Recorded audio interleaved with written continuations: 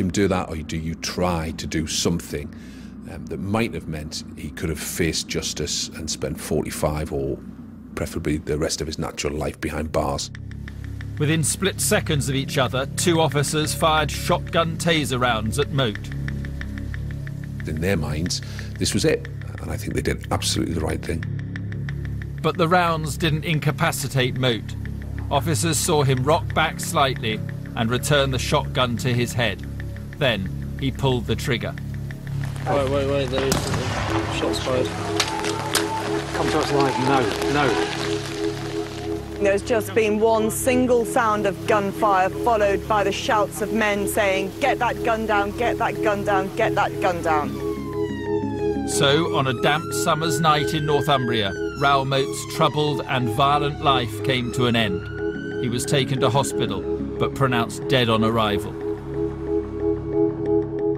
My preferred outcome would have been a successfully negotiated surrender, and Raoul Moat sitting in the cells on the Saturday morning for my team to interview him with a view to charging him and with a view to bringing him to justice and standing in the Crown Court to account for the death of Christopher Brown and the shootings of David Rathband and Samantha Stobbart. For the family of Christopher Brown, Raoul Moat's suicide seemed the proper outcome. He's dead. He shot himself. And I must admit, as bad as it sounds, because I'm not a violent person, I literally screamed hallelujah, thank God. I think what happened was the best outcome for Raoul Moat. I don't think he deserves to even be breathing. He took my brother away from me, and he deserves to be dead.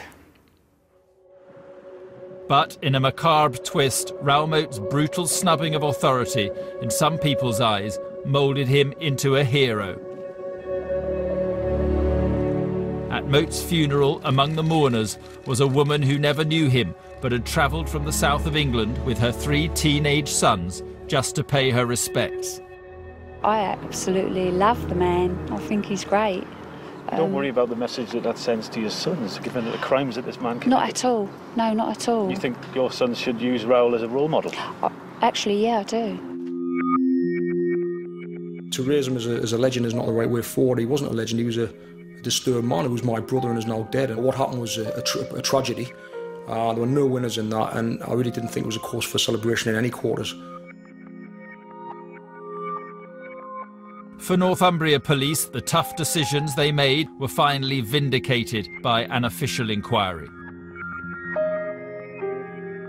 He was a dangerous, callous, cowardly killer. Yes, it would have been nice to see him spend the rest of his natural life behind bars, but he is gone, and he did not have the opportunity to kill anybody else or harm any other members of the public or police officers, and that probably just draws a line under it for me. It's done, it's finished, and we move on. But the family of Christopher Brown remain haunted by their loss.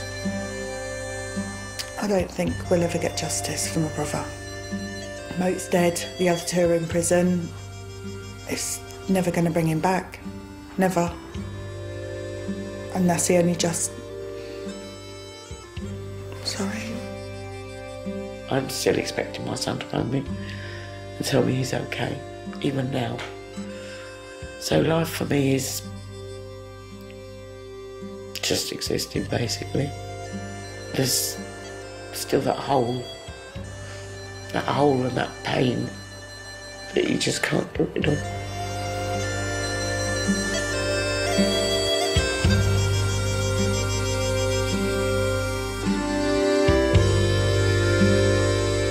Considered by many to be the greatest world title fight ever seen in Britain, Nigel Benn versus the American Gerald McClellan ended in such tragic circumstances it's never been broadcast since.